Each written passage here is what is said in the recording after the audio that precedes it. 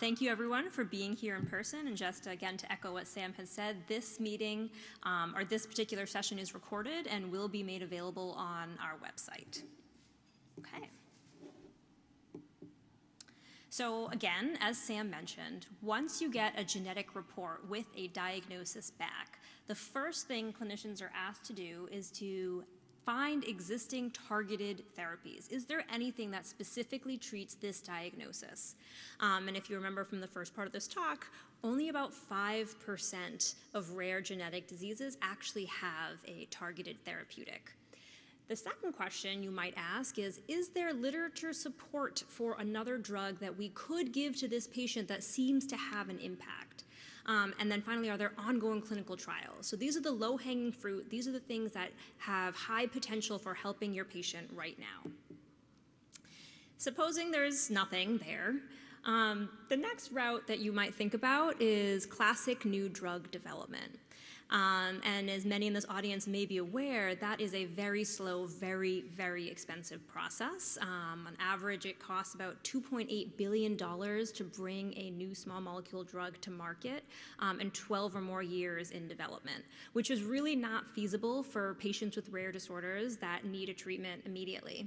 Another thing to consider is that most of these drugs that are developed using this classic pharmaceutical pipeline are for more common disorders because there's an economic incentive, and you have the statistical power to determine efficacy and dosage differences. With very rare disorders, you are not in that position. And so another thing we might consider doing is repurposing existing drugs for off-label usage. Classic example is if you can have a drug that was approved for something, and it's not what your patient has, but maybe its side effect is what you want to be the true effect for your patient. And this is an active area of research, and there are several questions that have to be answered before you can start to get at that question. And finally, we're in a really exciting era right now where the promise of truly personalized therapeutics, personalized to a patient, those technologies are rapidly maturing. Antisense oligonucleotides are one avenue that seems to show quite a bit of promise for rare disease patients, as well as different gene therapies. And again, to get at any of these different areas, there are several questions that have to be answered about the genetic diagnosis and about your patient to determine feasibility or eligibility. So first, let me talk you through some of the resources that you might look at for finding some existing targeted treatments, supportive treatments, or clinical trials. Gene reviews was mentioned earlier. It's kind of the first place you would go. There's over 900 different diseases listed here with details about indications, how patients present, and I put a box around where you can download this information as well as an arrow to where you can look specifically for targeted therapies. So here's an example for Gaucher disease on gene reviews, and within this text description, you see that there is a targeted therapy for this particular disorder. There are also supportive therapies, and when I use the word supportive therapies, I mean drugs that were originally FDA approved for a different indication, but there is support in the literature that they can be used for your patient's rare disorder as well. Another source where you can find information about existing supportive therapies is PubMed. So even though some of these treatments may not be FDA approved, there can be plenty of evidence in the literature that it is effective for your patient for this particular disorder. And so PubMed clinical queries you can also access. Here's an example where I searched one particular disorder, and there's plenty of papers that came up. A really important thing that I want to mention is PubMed data is accessible for download and via API, and there will be more information about this during Cyril's tutorial. Another thing I wanted to mention again, these resources are listed on our website with links and descriptions, as well as many others that I'm not going to get a chance to go through today. Clinical trials. This is something that AI or large language models tend to struggle with because clinical trials get updated every single day, and you need up-to-date information for your patient. So clinicaltrials.gov covers trials that take place across all 50 states, 200 countries, and very importantly, it lists up-to-date information. Clinicaltrials.gov has new information added almost every single day. And this contains information about ongoing trials and about their results. There's one thing I want to mention when you go to clinicaltrials.com to try and use this data to answer some of the questions for phase 1 of our therapeutic challenge. There are interventional trials and observational trials. Because we are focused on therapeutics, we are specifically interested in the interventional trials that are available on clinicaltrials.gov. And the overview pages for these trials include really key information about the study design and the specific intervention. And another thing I want to really draw your attention to is there might be a drug in an ongoing clinical trial that targets the specific variant that your patient has, but there is very specific inclusion and exclusion criteria based on potentially the patient's comorbidities, the presence of other variants, the age of the patient. And so we are hoping that for successful teams for this challenge, you will pay close attention to the inclusion and exclusion criteria for the clinical trial that might be a match for your patient. And finally, I just wanted to briefly mention, some therapies may not have yet been tested in people, but they're still in the preclinical stage and show promise. And they might be on the cusp of a clinical trial. And it's important to capture information about these cases too, and these are also found in PubMed. And there will be most likely some questions pertaining to these types of therapies as well.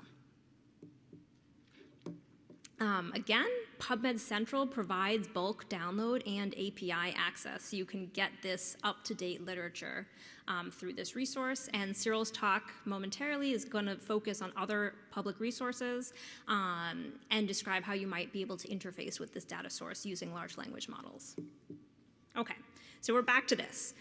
Supposing you looked in PubMed, you looked at clinicaltrials.gov, and there is nothing, or you weren't able to find a targeted treatment or a supporting treatment for your patient.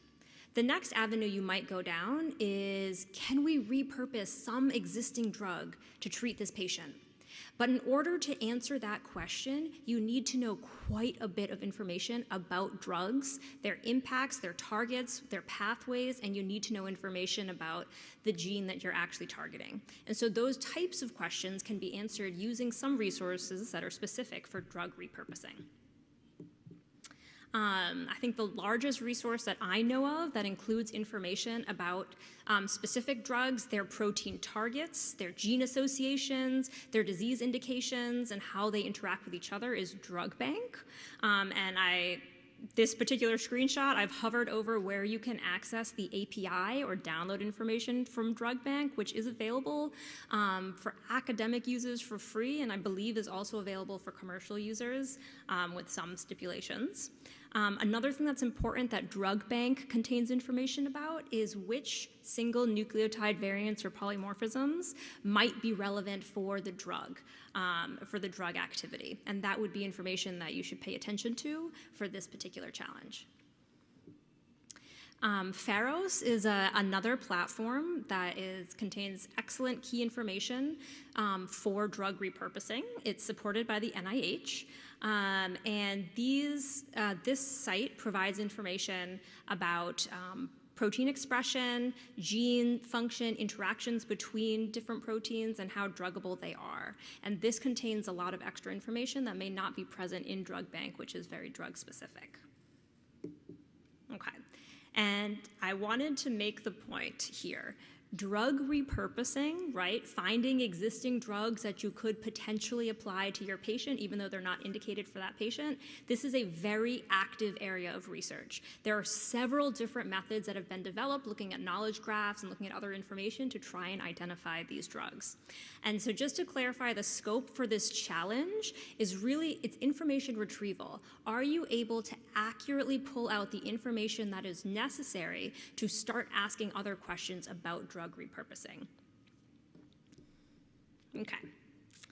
And I mentioned a little bit earlier that we are in a very exciting time where there are certain experimental technologies that can be used for rare disorders in a very personalized way.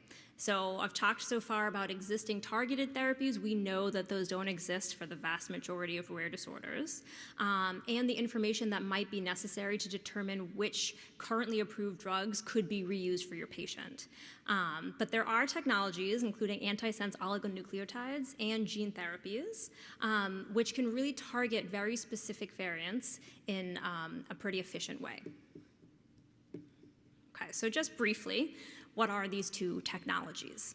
So on the left here, I've got a little schematic of what antisense oligonucleotides are, and I'm going to get into a little bit more detail as it's relevant to this challenge in a moment. But these are basically RNAs that can specifically target RNA transcripts. So if your patient has a genetic diagnosis that is disrupting the transcript for a particular gene and, say, causing a poison protein or skipping an exon or including an exon that shouldn't be there, you can target that particular transcript with this technology, and because it's RNA, you can determine the sequence. So using the exact same technology or delivery system, you can target this to a specific patient. On the right, I have a little drawing that I put together of gene therapy. And the idea behind gene therapy is you can introduce nucleic acid or some sort of genetic material to either directly modify a patient's genome or introduce, say, through a virus, a piece of genetic material that it will start producing the functional protein that you need. So if your patient's disorder is due to a variant that is disrupting the production of a normal healthy protein, you can introduce the right genetic material to fix it. But, as much as I might say this is magic, really, not all variants can be targeted, and certainly not all disorders. And there are many, many questions that need to be answered in order to determine the feasibility of these different cutting-edge approaches and the eligibility for a particular patient variant, including, for instance, what's the variant's effect? Is it even producing a poison protein? Can we correct that mechanism at all? Is the gene expressed in tissues that we can even access? And so we are focused on answering these types of questions to determine the feasibility and eligibility of some of these targeted therapeutics. So here is kind of a busy slide, but this information is pulled from the N1C consortia, where guidelines were recently published for determining whether a specific variant would be eligible for an antisense oligonucleotide treatment. As you can see on the right side of the slide, there's 4 different things that ASOs could do depending on what that variant is causing your patient. So if there's a problem with how splicing is occurring, it's possible that an ASO might be used to treat that type of a variant effect. If you have an exon within your gene that's being skipped entirely, it's possible that you could design an ASO to rescue that transcript. And then, of course, if you've got something that's resulting in an overexpression or underexpression of a particular gene, it's possible that an ASO could be used to correct that type of defect. But you'll notice from these drawings that in order to figure out if a genetic variant is going to be treatable by an ASO or eligible for this type of drug development at all, you need to know, is it falling in an exon or an intron? What's the size of the exon it's falling into? Is it causing a change in splicing? And so those are the types of questions that have to be answered in order to then determine eligibility for one of these treatments. There are similar questions for gene therapy, including In which tissue is your gene expressed? Is it overexpressed or underexpressed? Is it a loss of function or a gain of function? And those are the types of questions that we will be asking in the phase 1 challenge. Okay, so some of the resources that you can use to start answering those questions regarding the eligibility or feasibility of some of these targeted therapeutics. UniProt is kind of a first line. This includes protein information not just from humans but other species as well. It's updated fairly frequently, but here is where you can find information about different isoforms and exons and functional domains within those exons to determine whether your variant is having specific effects or not. And those answers will then be used to determine eligibility for some of the targeted therapeutics. Another site that contains really critical information that can be accessed in aggregate is Ensemble. So Ensemble has information about genes, transcripts, exons, proteins from human and other species, but really importantly, the exon information is very clean and very nice. And I personally love Ensemble because you can download exactly the data sets that you want or access them using Biomart. Another thing that Ensemble specifically does provide is determining your codon phase. So you get a chance to look at these slides again. One of the questions for ASO eligibility is whether your variant is landing in an exon that is in phase or not. And that information can be found in Ensemble. Okay. And so again, an overview of the general therapeutic odyssey that a patient and clinician might go through to find a way to treat a genetic diagnosis. Are there existing targeted treatments, supportive treatments? So this is where you're going to be looking at gene reviews in PubMed, clinicaltrials.gov, and then the types of questions that need to be answered about a variant, a gene, and what is actually going on at the molecular level in order to do drug repurposing or personalized therapeutics. Those resources, again, include things like Drug Bank, Pharos, Ensemble, UniProt, and the N1C Consortia, which is also, again, linked from our website, contains a number of tutorials for finding some of that information. And the ones that I chose to list in this tutorial can, again, be accessed through API or bulk download versus manually clicking through the website, which is an important part. Okay, so again, to review, we would love if you participated. There's a lot of incentives for participating in this challenge, not just having an immediate impact on patients and clinicians, but also the chance to submit, present your work at SAIL next year, and there is potential for cash and compute benefits as well. So, thank you. Shoot, I'm so sorry. What did I do?